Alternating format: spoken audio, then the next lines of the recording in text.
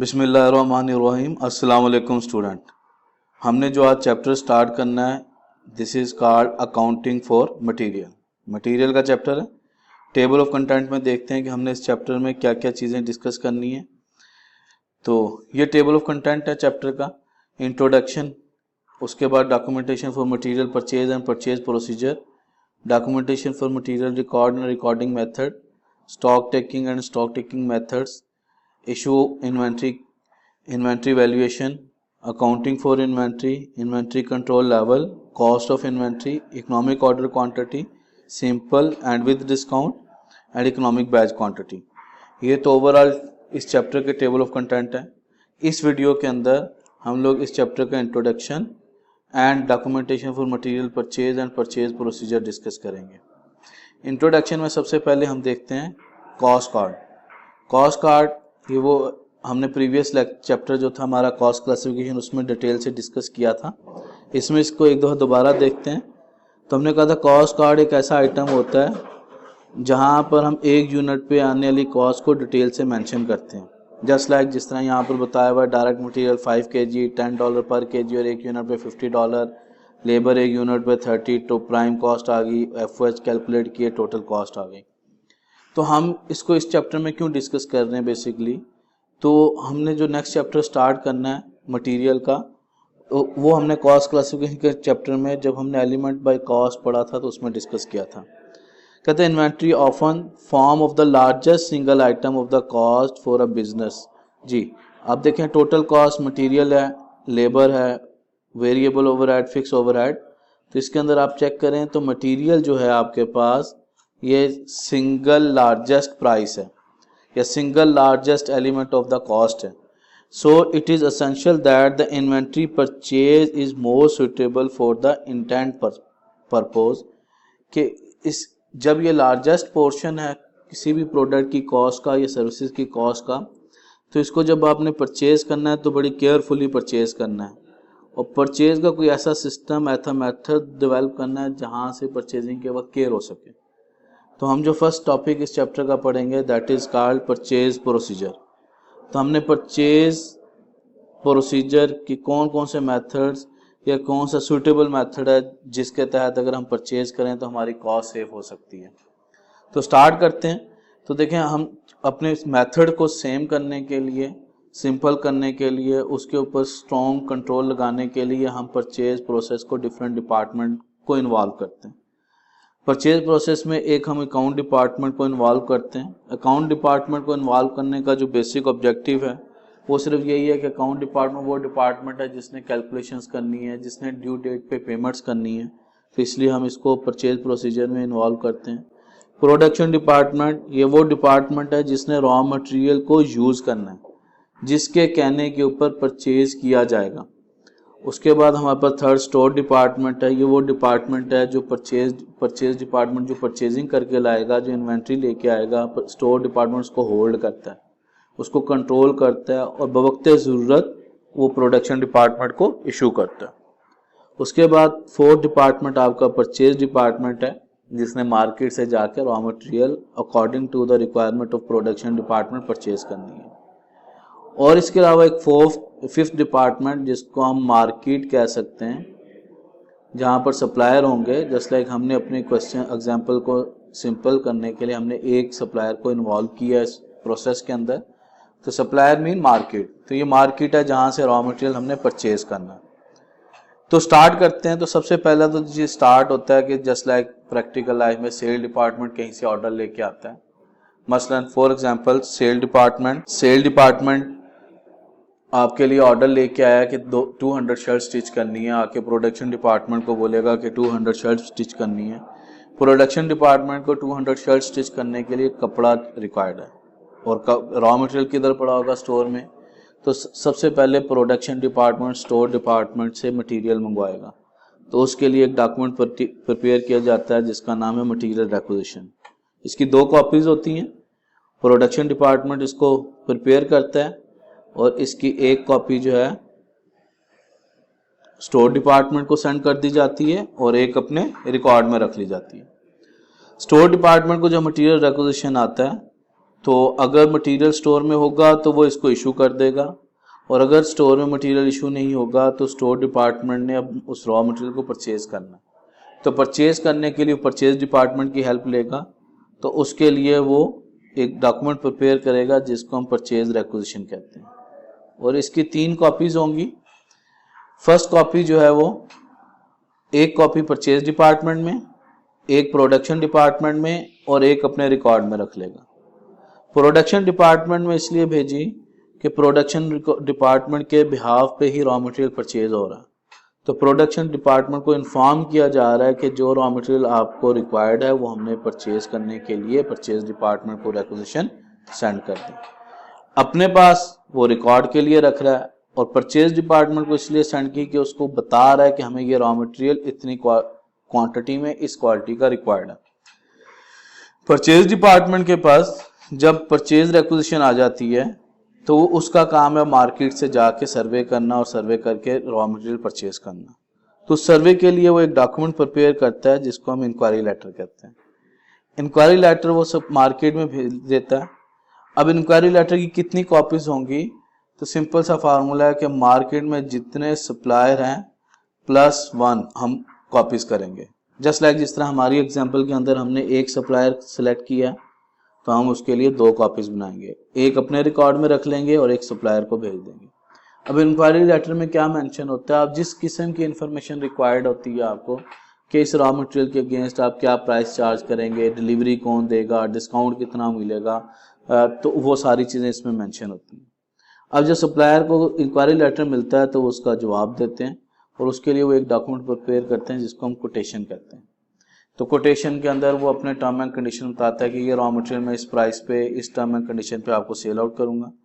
इसकी जो एक कॉपी जो है वो परचेज डिपार्टमेंट को सेंड कर देता है और एक अपने रिकॉर्ड में रख लेता है। अब जितने भी सप्लायर्स थे, मसलन आपने 10 सप्लायर को इंक्वायरी लेटर भेजे, 10 में से 8 सप्लायर ऐसे थे, 10 में से 8 सप्लायर ऐसे हैं जिन्होंने उसके अगेंस्ट इंक्वायरी लेटर सेंड किए। तो परचेज डिपार्टमेंट उन इंक्वायरी लेटर का कंपैरिजन करता है, और उनमें से वो इंक्वायरी लेटर या वो सप्लायर जो कि वो समझता है कि ऑर्गेनाइजेशन के लिए सबसे ज़्यादा बेनिफिशियरी है, वो उसको ऑर्डर दे देता है। और ऑर्डर देने के लिए जो डॉक्यूमेंट प्रिपेयर किया जाता है that is called purchase order. इसकी 4 कॉपीज होती हैं, एक कॉपी वो अकाउंट डिपार्टमेंट में, एक स्टोर डिपार्टमेंट में, एक वो अपने पास, और एक सप्लायर को। अकाउंट डिपार्टमेंट को जस्ट कंफर्म करने के लिए, इन्फॉर्म करने के लिए सेंड कर रहा है कि हमने फलां रॉ मटेरियल परचेज करने के लिए भेज दिया। इसके ऊपर उसकी प्राइस, उसकी date of payment, method of payment, सारी चीज़ें मेंशन होंगी। स्टोर डिपार्टमेंट को इसलिए भेजा क्योंकि उसी ने रिक्विजिशन सेंड की थी, तो उसको बताया जा रहा है कि भाई आपने जो रिक्विजिशन सेंड की थी उसके अगेंस्ट हमने रॉ मटेरियल परचेज करने के लिए सप्लायर को ऑर्डर दे दिया। फिर जब रॉ मटेरियल आएगा तो स्टोर डिपार्टमेंट ने रिसीव करना है, तो उसको पता होना चाहिए कि हमने ऑर्डर कितना दिया था और हमें रिसीव कितना हो रहा। अपने पास वो रिकॉर्ड के लिए और एक सप्लायर को भेज रहा है ऑर्डर के लिए। जब सप्लायर के पास परचेज ऑर्डर आ जाता है तो इट्स मीन उसके पास लीगल डॉक्यूमेंट आ गया जिसकी बेस के ऊपर वो प्रोडक्ट प्रोड्यूस करेगा और उनके साथ डिलीवरी नोट की 2 कॉपीज बनाएगा और वो सेंड कर देगा स्टोर डिपार्टमेंट के पास। स्टोर डिपार्टमेंट रिसीव करेगा, एक कॉपी के ऊपर रिसीविंग देगा और वो वापस सेंड कर देगा सप्लायर के पास। तो इसको हम कहते हैं डिलीवरी नोट। इसका जो बेसिक ऑब्जेक्टिव होता है वो सिर्फ और सिर्फ बेसिक ऑब्जेक्टिव इसका सिर्फ और सिर्फ कंफर्मेशन है कि जो रॉ मटेरियल था या फिनिश गुड थी जो सप्लायर को ने सेंड की है वो क्लाइंट के तक पहुंची कि नहीं पहुंची।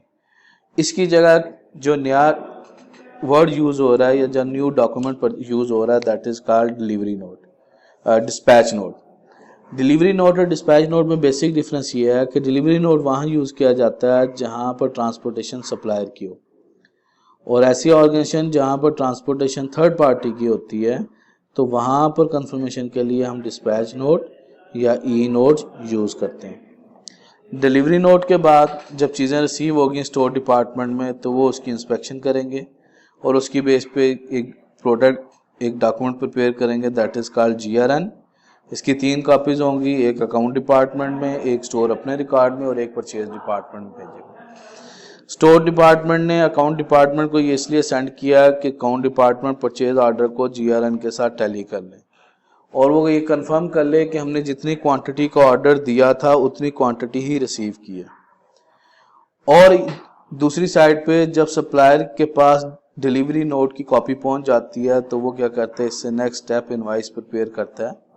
दोनों इनवाइसेस वो अकाउंट डिपार्टमेंट भेज देता है और वहां पर एक पे सिग्नेचर करवा के एक पे रिसीविंग करवा के वो वापस सप्लायर के पास आ जाती है।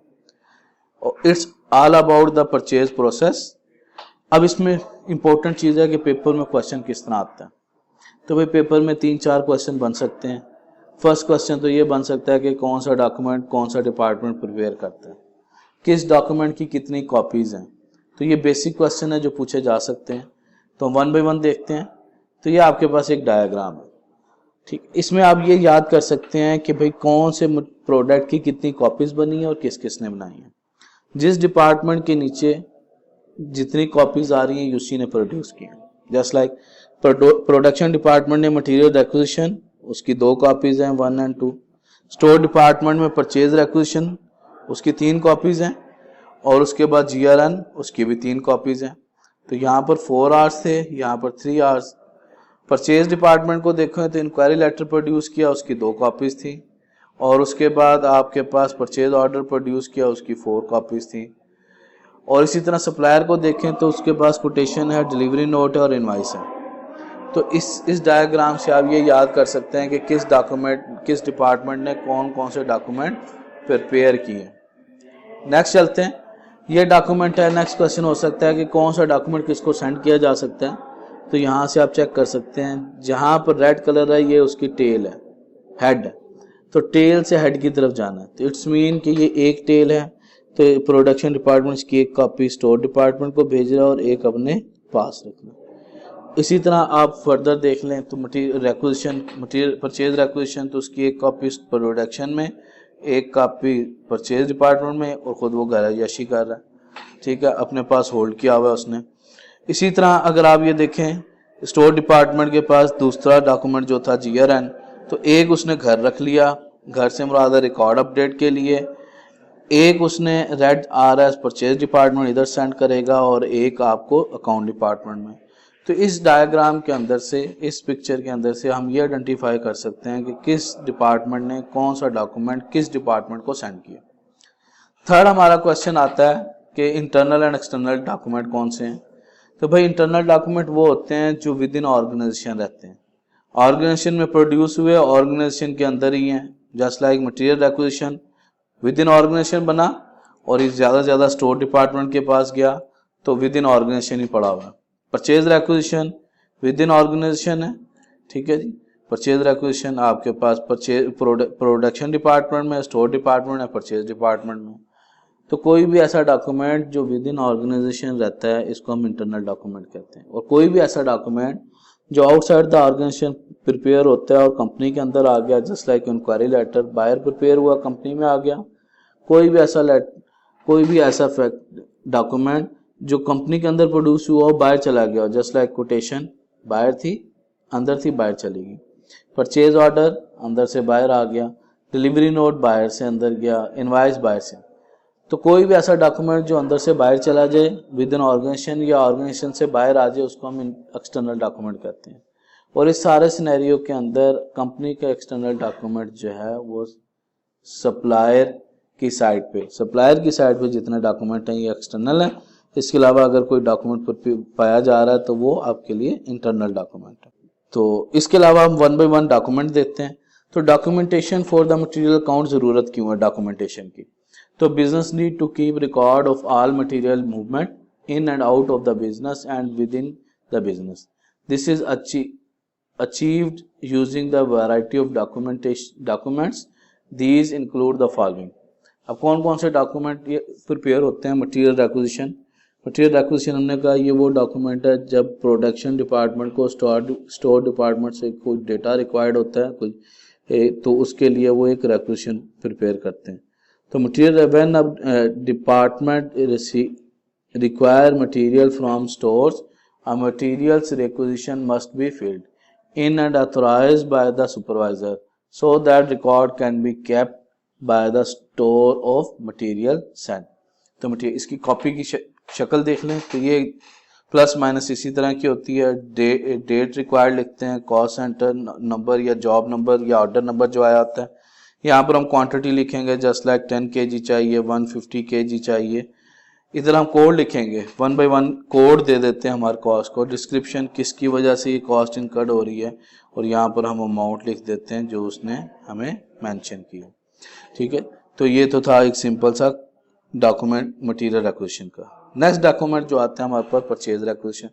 परचेज रिक्विजिशन ये वो डॉक्यूमेंट है जिसकी जो प्रोडक्शन डिपार्टमेंट से साइन करवा के on the behalf of production department purchase department workshop में दे दे। सॉरी, परचेज रिक्विजिशन जो है प्रोडक्शन डिपार्टमेंट के बिहाफ पे स्टोर डिपार्टमेंट परचेज डिपार्टमेंट को सेंड करता है, जिसकी बेस के अंदर जाके वो मार्केट से चीज़ों को परचेज करके लाते हैं। इसकी डॉक्यूमेंट देखें तो यहाँ पर डेट वगैरह आ गई, क्वांटिटी या यूनिट्स की कितनी क्वांटिटी 110 kg हो गए या 100 यूनिट्स हो गए, डिस्क्रिप्शन किस लिए चाहिए, मटेरियल कोड, मटेरियल का अगर कोड है तो वो यहाँ पर मेंशन किया जाएगा, जॉब या डिपार्टमेंट नंबर मेंशन किया जाएगा, डिलीवरी रिक्वायर्ड कब है और परचेज ऑर्डर का नंबर वगैरह। तो ये सारी चीज़ें इस पर मेंशन की जा सकती हैं। अभी कोई पैट फॉर्मेट नहीं है, इसमें प्लस माइनस हो सकता है। उसके बाद परचेज ऑर्डर, तो हमने कहा कि जब रॉ मटेरियल सप्लायर सेट हो जाता है, सप्लायर डिसाइड हो जाता है, तो फिर स्टोर परचेज डिपार्टमेंट उसके अगेंस्ट एक पीओ प्रोड्यूस करता है और with authorization of the production department, और वो सेंड किया जाता है उसकी एक कॉपी सप्लायर को। तो इसकी कॉपी देख लें तो यहाँ पर हमारे पास सप्लायर का नेम, एड्रेस वगैरह, सीरियल नंबर, अगर आपका प्रिंटेड नहीं है तो serial number, date, purchase requisition number. Because purchase requisition number reference के लिए, उसकी रीज़न है कि परचेज डिपार्टमेंट ने ये खुद परचेज नहीं किया होता, उसको स्टोर डिपार्टमेंट की तरफ से रिक्विजिशन आई होती है। तो हम यहाँ पर मेंशन करते हैं कि ये परचेज किस रिक्विजिशन के अगेंस्ट मंगवाई जा रही है। उसके बाद इसमें क्वांटिटी, डिस्क्रिप्शन, डिटेल है, अगर मटेरियल का कोई कोड है, डिलीवरी डेट, प्राइस एंड पर, तो ये एक सिंपल सा फॉर्मेट है परचेज ऑर्डर का। उसके बाद जो डॉक्यूमेंट प्रिपेयर किया जाता है डिलीवरी नोट। तो डिलीवरी नोट हमने कहा जस्ट एक कागज पेपर, पीस ऑफ पेपर है जो कंफर्मेशन के लिए यूज किया जाता है कि सप्लायर की चीजें क्लाइंट तक पहुंची कि नहीं पहुंची। उसके बाद क्लाइंट जो होगा, उसका स्टोर डिपार्टमेंट जो होगा, वो चीज़ों को वेरीफाई करेगा कि जो चीज़ मंगवाई वही आई, जितनी मंगवाई वही आई, किस क्वालिटी की आई है। तो उसके लिए एक डिपार्टमेंट बनाया जाता है, that is called goods receive note. Goods receive note basically नाम से जिस तरह पता लग रहा है कि स्टोर डिपार्टमेंट प्रिपेयर करता है, जब चीज़ें उसको रिसीव हो जाती हैं तो उस टाइम तो उसकी क्वालिटी को भी इंश्योर करता है। तो when goods are receive from the supplier, the store keeper fills in the goods received note and send a copy of the purchasing department and the account department। उसके इसकी अगर कॉपी देखें तो ये इसकी एक सिंपल कॉपी है। Description detail आ गई, यहाँ पर डेटा मेंशन हो गया, serial number, date issue, purchase order number आ गया, quantity, package and gross weight आ गया। यहाँ पर हम उसका बाकी इन्फॉर्मेशन जो रिक्वायर्ड होती है वो मेंशन कर देते हैं। जज़ाकल्लाह। आज की वीडियो यहीं तक, नेक्स्ट टॉपिक नेक्स्ट वीडियो में। अल्लाह हाफिज़।